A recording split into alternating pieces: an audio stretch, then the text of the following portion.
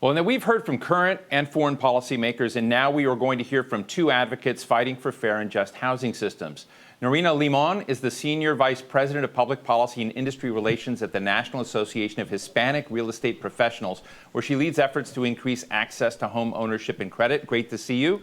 And Marc is a longtime social justice activist, someone I've interviewed before and really love his Twitter feed. He's been a little bit lax lately. And Executive Director of the National Innovation Service, an organization focused on systemic change and creating a more equitable future. Welcome to you both. So we've been talking a lot about the subjects of the divides in the country, injustice in the country, communities that have been left out. And so I think there's visibility, and now I kind of want to have a discussion about what we do about it. So let me just start. Marc, I've had the pleasure of being on stage with you in the past, and Marc, I just want you to, fix it. Okay, right away. I think that one of the things that we need to recognize is that there actually isn't a market solution to 0 to 30% AMI folks. And I just have to say that, right? Because oftentimes we turn to the market and ask it to fix fundamental issues with how we have structured our country. And we don't make investments, right? So like the market isn't going to fix the supply side issue for folks in the 0 to 30% AMI income bracket. That actually is a thing that we as a nation have to decide that we care about. We have to build housing for those folks. And that has to be done by the federal government. That has to be federal investment guided by communities, I think really shaped by, local actors. I think that's really important, right? But that's where the fix is. And I think that oftentimes, right, we get spun up looking for the market to fix a problem that is about our compassion and whether or not we actually care about people who are at the lowest income bracket, full stop.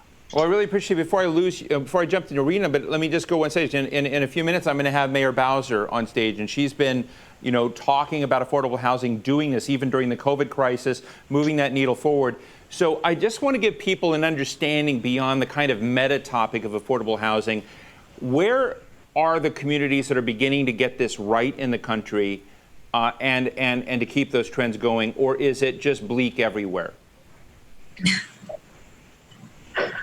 I don't think that it's bleak everywhere. I think that you can look at, for example, the King County Public Housing Authority has done some really, really innovative work around how they site and build low-income housing. But I do think, right, that one of the things that the sort of and Mayor Bowser, I think, has done a good job of this, right? But one of the things I think that we need to be having a conversation about in relationship to COVID, and some of the previous folks during the segment have talked about this, but it's been kind of bad for a while. And right. I think oftentimes, when we have had this conversation in relationship to COVID, we've said, well, what does recovery look like? And I actually think that's the wrong framing. I think that, I often say, recovery to what, right? To go back to where we were would actually be a failure. We need to think about how COVID has exposed what it is that we're doing wrong, and to think about then how we lean into transformation. And so I think we can look at King County. I think we can look at some of the bond measures that LA has passed. I think we can look at some of the ways that the Detroit system has leaned into thinking about, sort of beyond housing and homelessness, but really looking at things like utilities and intergenerational wealth building for communities of color. But those are just the beginnings, right? And I think that if we are not saying, how do we take these really positive seeds and water them, right? Grow them into the transformation that we need to see, then I do think that we will slide back into where we've been. And we just have to be clear-eyed that that wasn't great. All right, Noerena, I want to give you the same power to come in and fix it, and to fix the quadrant you're dealing with, because one of the other elements that's come up in discussion is that, and I raised it with Julian Castro, is that from the way many Americans have built wealth, secured wealth, gotten the track, many communities of color have been blocked out of that, have not participated, have been not drawn in. So let me give you the same chance to fix things as Marc just had. Marc, I thought Marc did a great job. I want to put him in charge. Thank you. Well, I'm going to talk about it from a slightly different perspective, which is the aspect of homeownership. So first of all, thank you for having us here. Homeownership is the #1 way that communities build wealth in America. And in our current conversations about the racial reckoning we're having in this nation, the racial wealth gap can really be bridged if we work on building assets for our community. If we look at the difference between homeowners and renters, homeowners have 44 times the wealth than renters. And you talk about the wealth gap, Latinos have, non-Hispanic white populations have 8 times the wealth that Latinos do, and 10 times the wealth that African Americans do. So the concept of homeownership is a very pivotal conversation to have right now. And I would actually say that communities of color have played a pivotal role in driving growth in homeownership market. Housing, Marc, you were talking about market recovery, and we are going to need to talk about the recovery of our economy. And when housing plays over 16% of the contributions to the GDP, Latinos and African Americans also play a pivotal role in the housing market. If you look at housing demand, for example, communities of color have driven demand for homeownership. Latinos are forming households at accounting for 40.4% of the growth in household formations. So when we talk about homeownership and we talk about market recovery, we really need to talk about our future and talk about the populations that we need to ensure have access to homeownership. So if I were queen for a day, housing inventory is a critical issue. Like in the rental market, like in the affordable market, there needs to be housing that's built for first-time home buyers. And when so many communities of color are concentrated in high-cost areas like California, that's a big problem. So we need to figure out a way to incentivize funding, incentivize transportation funding, for example, to ease zoning restrictions. The not in my backyard mentality that's a filler for more racist feelings at times. We really need to do something about that, because our zoning, our restrictive zoning policies around the nation are a huge problem for accessibility to rental housing and for homeownership opportunities for first-time home buyers. So I would first and foremost fix our zoning restrictions, but I think something on that conversation that's interesting to take into account is that labor is a huge driver of costs for building homes, and labor where many of the biggest labor shortages are concentrated are jobs that are filled by immigrants, jobs that are filled by communities of color. And so we really need to talk about our comprehensive immigration reform efforts. Think about it in the context of the need for labor that we have in this nation. Right. And there is a lot we can do with access to credit.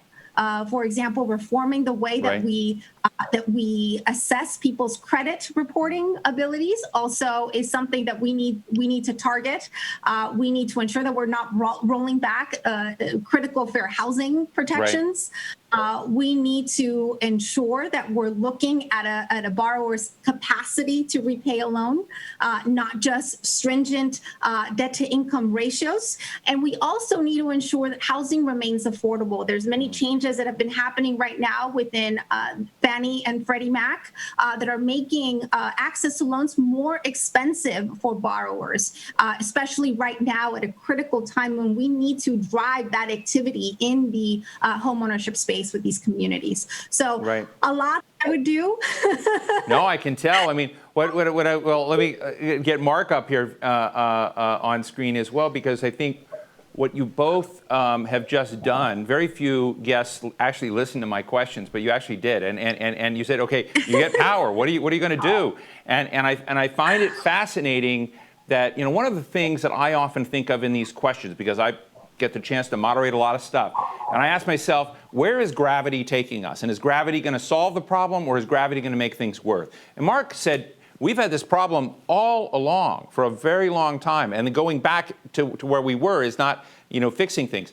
And Noerena, you just shared a lot of initiatives where what Marc started out with, talking about market-based solutions aren't going to necessarily solve. You are talking about two different communities. So I want to ask Marc to respond to what Noerena just shared on whether or not there are any elements of this that become bridgeable in terms of raising for whether it's the Democratic Party and talking about stuff this week or the Republican Party next week, who knows, of whether or not that package of initiatives for people who are resource distressed or poor and have not been part of the wealth creation track. So, Marc, let me give you a chance to respond. Would love your insights and reactions to what Noerena shared.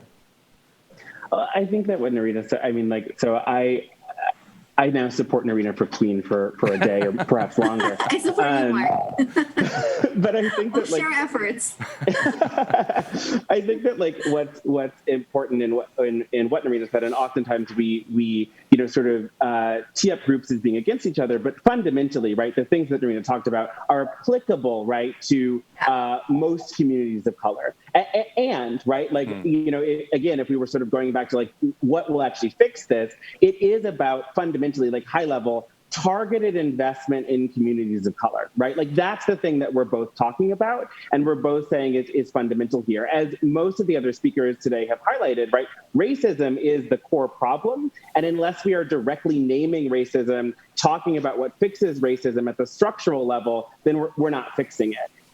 So I do think that some of the things that that Noerena named are broadly applicable. I think that one of the things that I would lift up as particular, I think, to Black folks has to do with the fundamental legacy of redlining as being targeted against Black folks from the beginning. But right, ultimately, it came to ensnare a whole lot of other folks too. So it isn't. It need not be who got hurt the worst. I think that what we have to focus on, frankly, regardless of who is in power, right, is at the local level, at the state level, how are we building those broad coalitions of folks who have been historically harmed, naming that the way forward, again, has to be about transformation, about housing justice, about deep investment in communities that have been historically locked out of wealth building, and saying, what is the way forward? I think that, one thing that Noerena highlighted around sort of the difference between home ownership versus renting, I think we should also name, right, that home ownership is one of the most subsidized things in this country. We could rethink, right, how we subsidize, right, and how we support renters. We could create, renters tax credits in the same way we have homeowners tax credits. These are things that are legislative tools we could embrace if we reprioritize how we think about wealth and who we value. But fundamentally, right, because home ownership and property ownership was relegated to white folks, we then built an entire system around protecting it, maintaining it, enshrining it, and relegated everything else to second, third, fourth tier. We don't have to do that anymore, right? We could be different. And that's the choice in front of our country right now. And that's party agnostic, frankly. We have a question. I know I'm going to give Noerena a chance to respond, but I have a question come in. But Noerena, you seem like you want to respond to Marc, so go ahead. No, absolutely. I just wanted to reiterate that housing, homeownership should not be a partisan issue. It is an issue that stabilizes the economy. It ensures that families grow in a stable, prosperous community that where they have opportunities to have economic mobility.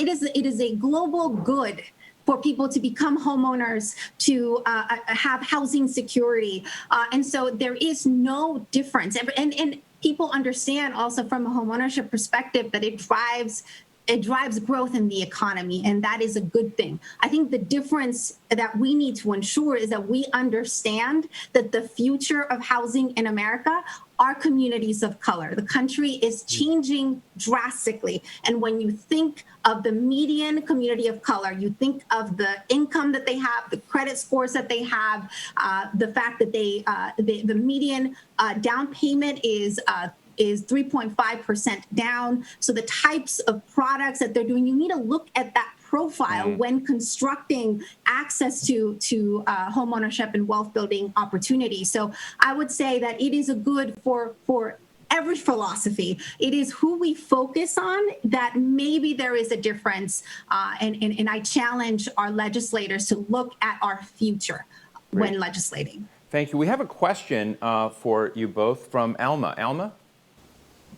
Hello, my name is Alma Balanon-Rosen. I am a Senior Relationship Manager at the Massachusetts Housing Partnership, based out of Boston.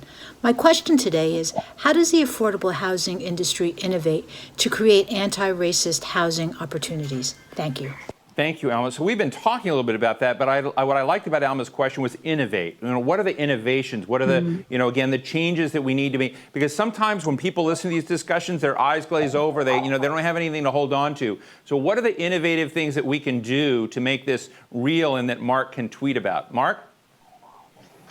I would say, first and foremost, I think it's about our development practices, right? So the way that we develop is deeply arcane, right?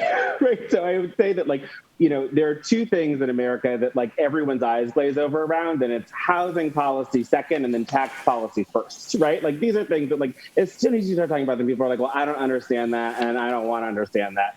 As Noerena so much fun. What are you talking about? Exactly, right? And as Noerena has pointed out, it's a problem that's the case. I think that these are things that are actually really important to everyone. Housing should be the heart of the community. Housing should be understandable, and the practices by which we develop housing should be understandable and should be the beating heart of community process, right? So I think that oftentimes the development process through either redevelopment authorities or, zoning boards or, blah, blah, blah, blah, blah. I can feel the audience's eyes glazing over, and I can't even see anyone right now, right? We have to rethink what that looks like. And specifically, if we're going to say that it's anti-racist, right? We have to give that power to set the development agenda to communities that have been historically outside of it, right? And to think about what does it mean, right? To say to a community of color, to a predominantly Black or Latinx community, right? What do you want? Right. And so often that decision is so far away from the actual people who are going to have to live next to the new modular set of condos that someone has decided is important. And I don't actually know, right? I've talked to communities all over the country about, hey, what do you feel when you get a new dog park or you get new bike lanes? And so often communities of color say to me, I know that my rent is going up and that I'm going to have to move. When I see those things come into my community, I don't feel that they're for me. I feel that they are for white people who are going to be here soon, right? So what would it mean to say, what do you want, and build in that way?